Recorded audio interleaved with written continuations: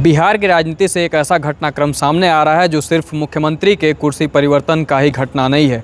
यह घटनाक्रम है सत्ता संतुलन का, यह घटनाक्रम है रणनीतिक परिवर्तन का, यह घटनाक्रम है 2 दशकों से चले आ रहे उस नीतीश युग के संभावित अंत के संकेत का। वह नीतीश युग जिसने पिछले 2 दशकों में बिहार की राजनीति प्रशासन की दिशा बदल दी। नीतीश कुमार आज चर्चा उनकी उपलब्धियों की ही नहीं हो रही है, बल्कि उस बड़े राजनीतिक बदलाव की भी हो रही है जो बिहार की राजनीति में सामने आता इस वक्त दिखाई दे रहा है। राजनीतिक गलियारों में यह चर्चा तेज है कि नीतीश कुमार अब राज्यसभा की ओर चल दिए हैं और बिहार को एक नया मुख्यमंत्री मिलेगा। लेकिन क्या इससे नीतीश युग का एक संभावित अंत माना जाएगा या फिर यह एक सत्ता परिवर्तन का एक छोटा सा घटनाक्रम रहेगा? बिहार की राजनीति के एक लंबे युग का यह संभावित अंत होगा। 20 साल का यह शासन और क्या क्या बदला बिहार में, इस पर भी हम बात करेंगे। 2005 में जब नीतीश कुमार पहली बार मुख्यमंत्री बने तब उस वक्त बिहार की छवि अपराध, खराब सड़कें और कमज़ोर प्रशासन की थी, जिसके कारण देश में सबसे पिछड़े राज्यों में बिहार गिना जाता था। लेकिन लगभग पिछले 20 वर्षों में यानी 2 दशकों में बिहार ने कई बड़े बदलाव देखे।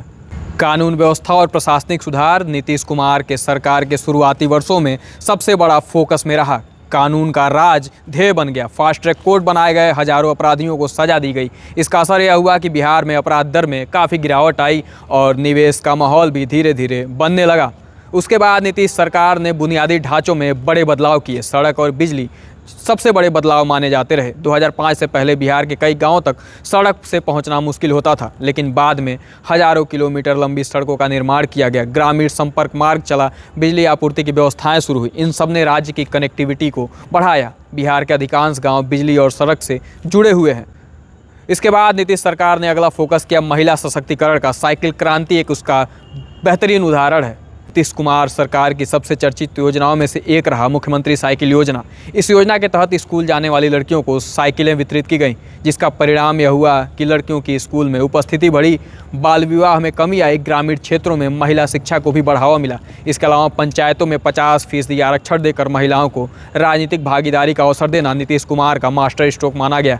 न्याय के साथ विकास का यह मॉडल नीतीश कुमार की राजनीति का मुख्य नारा रहा, जिसके तहत महादलित वर्ग के लिए विशेष योजनाएं चली। अत्यंत पिछड़े वर्गों के लिए राजनीतिक प्रतिनिधित्व सामाजिक न्याय का नया मॉडल बनाया गया और उसे पूरी दृढ़ता के साथ लागू किया गया। 7 निश्चय योजना सबसे महत्वाकांक्षी रही, जिसके तहत हर घर नल का जल, हर घर बिजली, युवाओं के लिए कौशल विकास और रोजगार के अवसर जैसी अनेकों योजनाएं बिहार में शुरू की गईं। नीतीश कुमार की सरकार में पिछले 2 दशकों में शिक्षा और स्वास्थ्य में भी काफ़ी बड़ा काम किया। हजारों शिक्षकों की भर्ती, नए मेडिकल कॉलेज और प्राथमिक स्वास्थ्य केंद्रों का विस्तार जैसे महत्वपूर्ण कदम उठाए गए। हालांकि इन क्षेत्रों में अभी भी बिहार में काफ़ी सुधार की आवश्यकता महसूस की जाती रही। लेकिन राजनीति में जो सवाल उठ रहा है वह उपलब्धियों से इतर है। इतनी लंबी उपलब्धियों के बावजूद आज बिहार की राजनीति में एक बहुत बड़ा सवाल है कि क्या अब नीतीश कुमार सक्रिय राज्य की राजनीति से धीरे धीरे दूरी बनाने वाले हैं? क्या यह नीतीश युग का एक अंत माना जाएगा या फिर बीजेपी की ऐसी रणनीति जिससे बिहार में बीजेपी अपने आप को और मजबूत करती दिख रही है?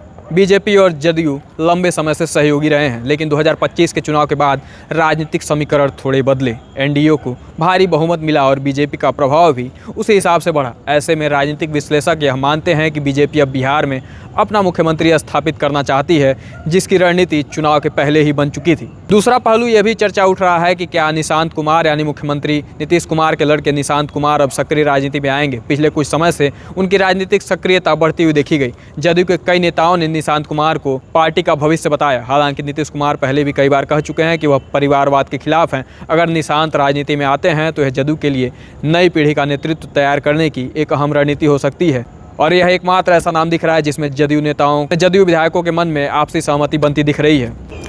लेकिन इससे इतर सबसे अहम सवाल यह है कि क्या खत्म हो जाएगा नीतीश युग? राजनीति में भी कोई युग अस्थायी नहीं होता। यह सच है कि पिछले 20 वर्षों में बिहार की राजनीति का चेहरा नीतीश कुमार ही रहे। अगर वह राज्यसभा जाते हैं तो यह सिर्फ पद परिवर्तन ही नहीं होगा, यह नए अध्याय की शुरुआत होगी।